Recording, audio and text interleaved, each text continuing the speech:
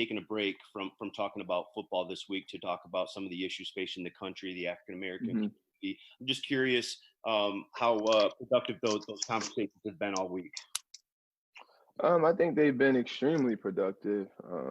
Like you said, we kind of took a break from football because, you know, how could you worry about football when, you know, obviously the country's in a crisis like this. It's so much bigger than football right now. And, you know, obviously with, you know, our team predominantly being, you know, African American, I think Matty P did a great job of just, you know, giving everybody the opportunity to kind of, you know, voice their opinions, voice their frustrations. And for, you know, our white brothers to kind of really, really understand, you know, what the African American community, African American man truly goes through living in this country. Kyle, Mikey? Duron, thanks for your time. Welcome to Detroit. I have two questions for you. The first is, I'm curious what was your initial reaction when you saw the George Floyd video? Heartbreaking.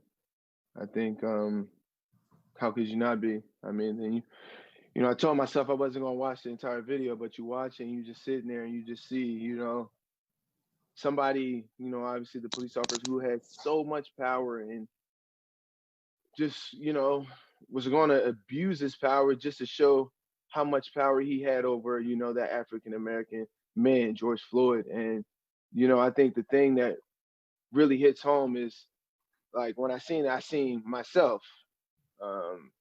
Then I seen my father, then I seen my cousins, then I seen my son, you know. It was very unfortunate, you know, obviously with everything going around, and I'm trying to explain to my 8-year-old, you know, why George Floyd lost his life and trying to explain to him, you know, as best as I can for an 8-year-old that this is not right, this is wrong. And, you know, it really brings you at that moment, it brings you to, you know, it brought me to tears. Because it's just like the world should never be like this. You know, we shouldn't treat people the way we treat them just based off the color of their skin. My second question for you, man, is, you know, a lot of this is about educating America about the problem that it is, right? And I'm just curious, personal experiences with racism, if you're comfortable sharing something like that. I'm curious to hear what you've experienced. Yeah. Oh, so it's crazy as it may seem, but I've been experiencing, you know, racism, you know, and it's crazy. I'm, you know, from Delaware. It's a, you know, not a racist place at all. You know, I have, you know, grew up with white friends, you know, just not even just white friends, all type of ethnic groups. And, you know, I think one of my first real racial experiences was, you know, when I was 17, in Walmart, you know, dropping my mom off at the front door, and like literally, you know, the cop was coming the other way, and he wanted me to go by, but I couldn't go anywhere at the time because of my mom was still getting out, and my sister and I think my nephew at the time were getting out the bag. So, you know, he kind of looked at me crazy, and I kind of gave him the same look back. And then, like, literally after that, he circles around, and, you know, I'm sitting there waiting for him at the front, and I mean, knocks on the door, you know, what are you doing right here? I was like, I'm just waiting on my parents to get out. And he was like, you know, most people would be like, all right, we'll just move away from the fire lane. Then he starts kind of like snapping, telling me to get out the car. Then after I get out, like, I'm like, why I got to get out the car? Just tell him I'm about to move right now. He's like, no, you're not about to move. Get out the car. Like, then all of a sudden he say, like, if you don't roll this window down, I'm going to break this effing, you know, glass. And, you know, pulls me out, gets me up. I go to get my hand in my pocket. He start yelling at me, get your effing hands out the pocket. And then, you know, we did all of this literally, you know, I'm a 17-year-old boy. We did this for, you know, a ticket for parking in the fire lane when all he had to do was just, you know, telling me to move. It was just the way that, you know, he didn't like the way I looked at him. He felt like, you know, he was in control of the situation. He had to let me know at the time, you know, he was the boss. Then I could talk about a time that I was obviously up in Massachusetts, you know, a couple of times just getting pulled over while black. Leaving the mall, got my wife in the car, my son at the time, and literally pull out the car, pull out of the mall, and literally hop on the highway. As soon as we hop on the highway, pulled over. As soon as he gets to the car, he says, license and registration, please. So, I try to apply. I give him that. And he says, well, the reason why I pulled you over is because I wasn't familiar with the license plate. And I'm like, so you pull everybody over for, not knowing the license plate? And because I had a Delaware license plate at the time, man, he didn't really give me an answer. Then he starts talking to me, obviously, about playing for the Patriots. And not to bore you guys, but the last one, was going to get an MRI. And I'm in Brockton. Brockton is a, predominantly, Black and brown community. And same thing, I'm riding like literally 30 seconds from the MRI place and get pulled over. And the first thing the policeman asked me was, whose car is this? And I'm like, what do you see me driving it? Like, it's my car. Well, what are you doing in Brockton? Well, before you stopped me, I was literally going to go get an MRI from, the place, literally like within walking distance. And then he asked for my license, my registration, and he comes back. And it's so crazy because in both of those instances, after, they figure out kind of who I was and what I do and what I play for, the conversation obviously takes a turn. And, then there's one to talk about the Patriots and, us, at the time trying to win the Super Bowl. So, I mean, there's obviously more and more situations where, I dealt with it, walking behind somebody, then, walking into a mall and literally a white lady, literally stops, look at me, lets me go before her, and then walks in right after me. So, I mean, there's a lot of instances. And, I could go on, but, those are just a few of just, what you face when, being an African-American man in the United States. Thanks for sharing that, Duron. Mm-hmm, sure. Next.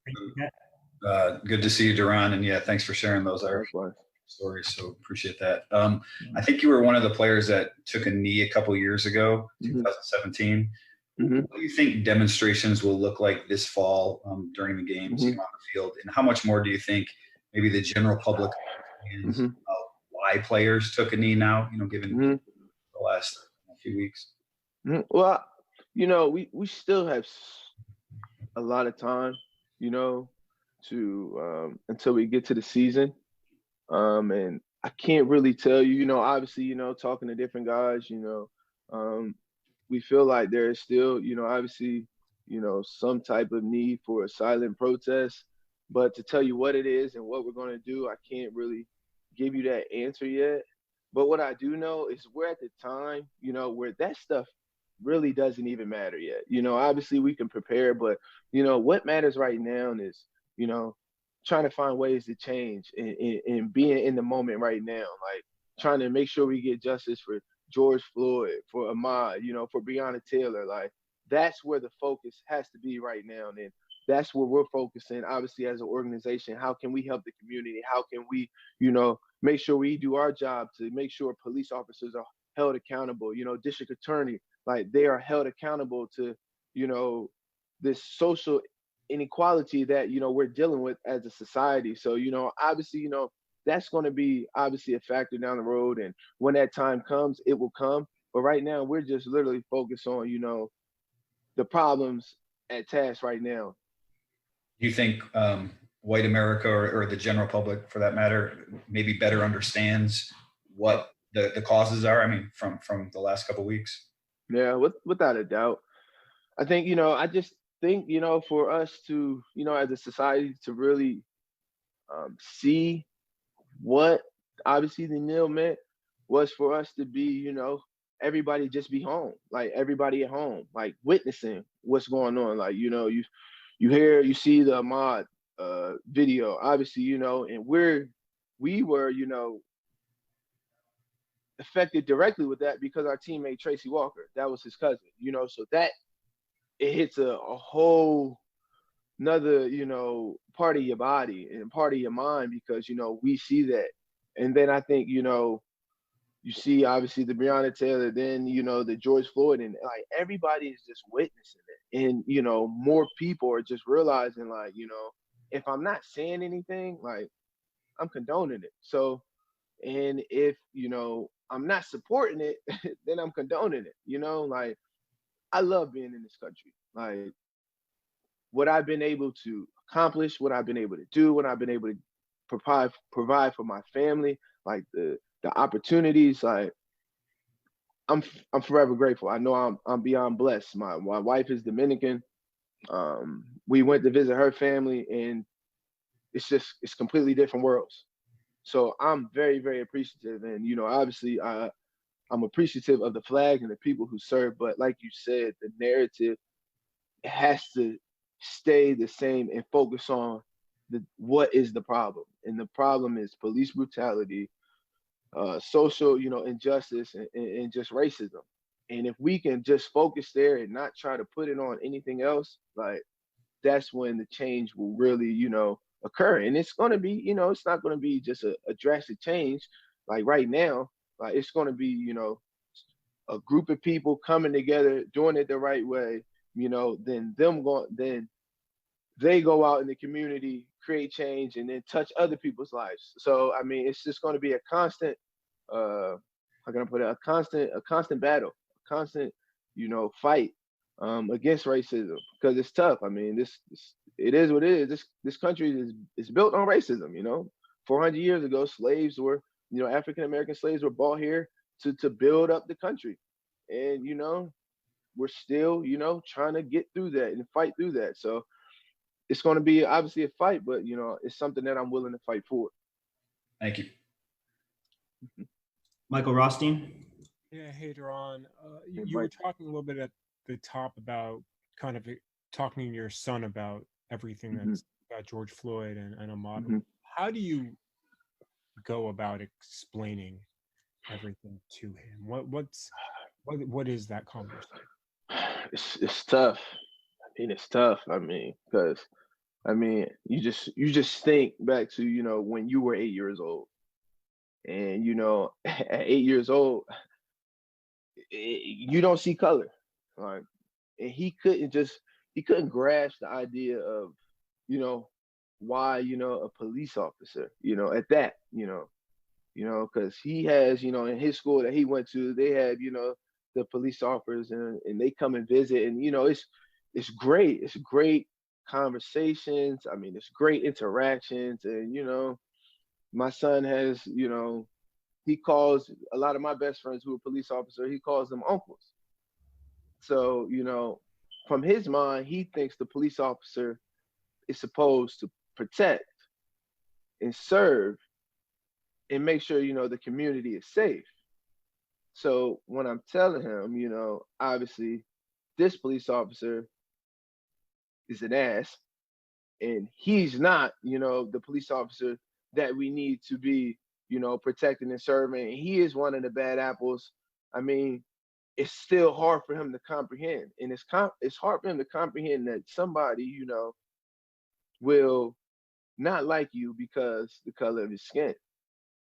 So I just try to, you know, instill in him the values that, you know, love everybody no matter what. Unless, you know, obviously they give you a reason to not, you know, care for them. But in reality, like, we're a Christian family.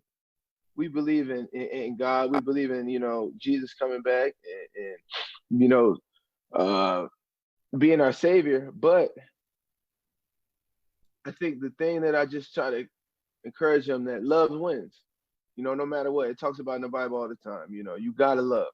Like, it talks about how, you know, Jesus went and was with, you know, sinners, and he loved them no matter what. And through the midst of it, you gotta love. Like, no matter what, right, wrong, or indifferent, you gotta love. And just trying to instill that in him, that no matter the skin color, like, people are people. Like, it's a human race, and we got to do better as a community to just push that out there. But to do that, we have to identify the issue and realize, you know, some people get upset when you say that, but Black Lives Matter. And, you know, some people go back and say, you know, well, all lives matter, but until we view Black lives the same as white lives, you know, all lives matter, that means nothing. Do you we're just talking about the conversation with your son. Do you remember when you first had that conversation with when family members talked to you about this, like what that was like, how you weighed as well? Yeah, I think too, you know, obviously situations were different then, and I would probably say it's crazy. I think the first time we really had, you know, like the racism conversation was when I was 17. Like my mom and dad, and you know, all honesty, at that time, you know, I think it might have been a little too late. You know, I think we should have had it a little earlier, but because of the incidents of me being pulled out in the car, my mom, you know, and my father, they told me like, look, you are a Black man, right, wrong, or indifferent. You know, you are feared. When people see you get upset, they think and they see the big Black guy, you know, who's angry. So like you need to do a better job of, you know, controlling your emotions. You need to do a good job of when you're in a situation with the police to always be respectful, always show your hands, roll down your window. And that was I would say around 17. And because that was, you know, for a 17-year-old kid to get pulled out of a car, you know, and to feel that type of, you know, just somebody holding that type of power over you and knowing they can do it and get away with it. Because I mean, it's funny just to go back to that story. We end up sitting down with, you know, the police department at the time. Because they found out who I was. I was a, you know, football player for the town who was, you know, going to Rutgers at the time. So they reached out and we went and sat down and we watched the video. And it's so crazy because when watching the video, certain parts of the time the microphone went off. In certain parts of the time the camera went off. So like, you know, it was at that moment I seen, like, my eyes open and I realized, you know, I need to be careful. All right, we have time for 3 more questions. We'll go Jen Hammond, Kyle, and then Michael Stats.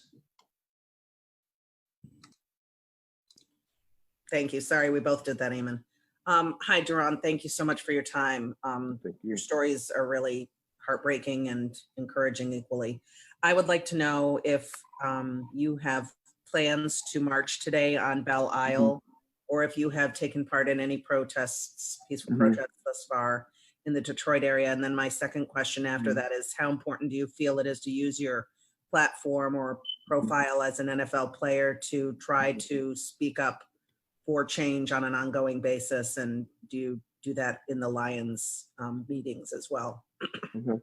So yeah, to answer your first question, I have not. And the reason, well, we're still in Massachusetts right now. We haven't moved to Michigan yet, but I have shown support, obviously, to the peaceful protests going on today in Detroit.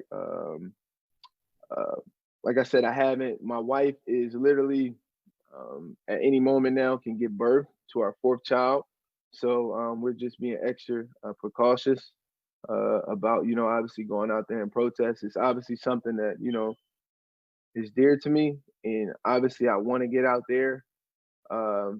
But there's other ways I'm going to continue to show my support, donating to organizations, speaking out on social media, and just continue to, you know, when we get in, you know, our Zoom meetings and having conversations with each other and just, you know, speaking my mind on how, you know, we can progress, obviously, as a team when fighting this issue, but, you know, just how, you know, you feel, obviously, as a Black man in society. And your second question, is very important. I think the older I get, and obviously the more kids I get, you know, you just, you know, you start to realize what life is truly about. You understand, you know, coming into the league, I just wanted to be the best football player that I could be. And I think now going into year 8, turning 30 sooner than later, you realize that there's so much more to life, so much more to being a part of this world than just being a football player. And, you know, to be around guys like, you know, for the last 7 years, Matthew Slater, Devin McCourty, you know, Jason McCourty the last 2 years, like guys I really look up to. I just noticed, you know, how much they care about other things besides football, and how much change and, you know, how much impact they have on the world. And, you know, when you get older, you realize, like, that's what it's about. Like, people are going to, like, yeah, they're going to say this about football, but, you know, being able to be a part of to change the education bill in, you know, in Massachusetts and get, you know, $1 billion for unprivileged schools, like, that's what it's about. Like, that's what it's about. Like, that's what's really going to change people. Me playing the game, yeah, it's going to give some people hope, but if I can, you know, be a part, just trying to, you know, obviously, you know, let, you know, obviously younger players realize how big that platform is and how much we really can get to create change. Kyle? Yeah, Duron, I'm curious, what's your thoughts on how the NFL handled Kaepernick in 16 and the protests in 2017, and what would you like to see from the NFL as a body, as an organization, going forward here? You know, obviously that whole situation with Cap is unfortunate. It's sad. Obviously, you know, could he have still been playing? Without a doubt, he was a talented quarterback. Didn't turn the ball over when we played him. I think the last we played him was 16, and I mean he was still a good quarterback. And it's unfortunate that he got blackballed the way he did. You know, people can say what they want to say, but at the end of the day, he got blackballed. We know that, but he took a risk. And, you know, some people say the risk backfired on him because he was never able to play the game. But, you know, with him speaking out what he spoke about, you know, during these times, and still to this day, you know, it's not just something that he said, you know, I'm going to do for attention. Like, this is something that this guy is still fighting for this day. You know, one of the best leaders of our generation, you know, and he's fighting each and every day. So all you can do is kind of respect what he does. Obviously, you're sad because his career didn't go the way that it should have went, and that was not his fault at all. But I think people are realizing now, like we talked about earlier, like what he was truly standing for, because the world has stopped and people have to listen. They have to see it. Like, and it's no like turning the other eye. Like, see, like I said earlier, if you're turning the eye, you're condoning it. Like, and I think the NFL is trying to do a good job right now. You know, they're putting out statements, they're donating money, but as NFL and as Black NFL players, we have to continue to pressure the NFL to truly, you know, stay on course and to stay at this issue, because, you know, when stuff starts opening up, people are going to get busy again, and people are going to, you know, kind of want to, you know, get back into their own worlds because people are busy. I mean, it's a busy time, busy place. But as African American players, we have to make sure the NFL is always fighting this issue, having our back, because this is not an issue that, you know, a lot of African Americans, we're not going away from this. Like, we're going to make sure that it gets changed, and the only way we can do that is from, you know, our white brothers, our white sisters, you know, because we need them with us. You know, we're crying for help, and, you know, I feel like we're at a point where, you know, help is on the way. Help is definitely on the way, and the NFL is trying to make sure, you know, they supply that help as well, so that we can create, you know, real change in the world. All right, we'll go last question from Michael Stetz. Duron, thank you so much for doing this and sharing your stories, man. Everything is heightened right now, and it's fresh in everyone's minds. Obviously, what's going on with protests and the conversations, like you said, with the team and everything. Eventually, a lot of times what happens in this country is once a topic's not fresh in people's minds, it kind of goes away. So what steps do you think the team can take and the league can take so that these hard conversations and important conversations continue to happen and continue to affect change in a positive way for you? I think they just have to, you know, allocate time, you know. and have it consistent. Like whether it's, you know, a call each and every week, just dedicated like strictly on, you know, social injustice, you know, racism, police brutality, and just go with it from there, from the NFL into the teams. You know, like I said, Matty P has done a great job of just giving us the opportunity to talk each and every day about, you know, what was going on. We spoke on obviously the Drew Brees situation. People spoke their mind, and, you know, African American players, you know, told, you know, our other teammates why we were upset, like why what Drew Brees said, you know, really hurt, you know, why it was heartbreaking at the time, and it still is heartbreaking, you know, like. So I just think we have to allocate the time, like we have to keep it there, we have to prioritize it because it is important. Like football, like football is a game, you know, football is a game. Like, you know, it's a game that I'm appreciative for. I love it. But at the end of the day, it's a game. Like racism, like that's real. Like we're talking about lives now. We're talking about, you know, we're talking about life and death. Like racism has called for people to be murdered in cold blood. Like Ahmaud was killed in broad daylight by a freaking shotgun by two people, you know, two white men following him because they felt like they had power over him because they were white and one was a, you know, an ex-cop.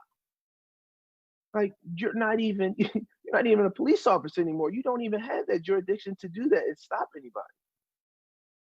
So we have to just allocate the time and prioritize it so that, you know, we're not having these incidents like back to back like this.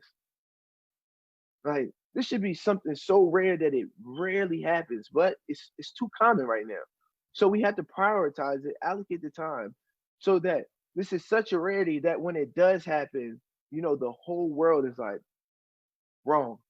Like, and it ain't even no question. All right, everyone. Thank you again for the time. We really Thank you appreciate so much, Duron. Thank you. Thanks, No, Duron. thank We you guys. appreciate Thank it. you for the time. Thank you, Duron. Duron, thanks for sharing stories. Thank you, Duron. Yeah, you're incredible. Thank you. Thank Thank you you so much. Duron.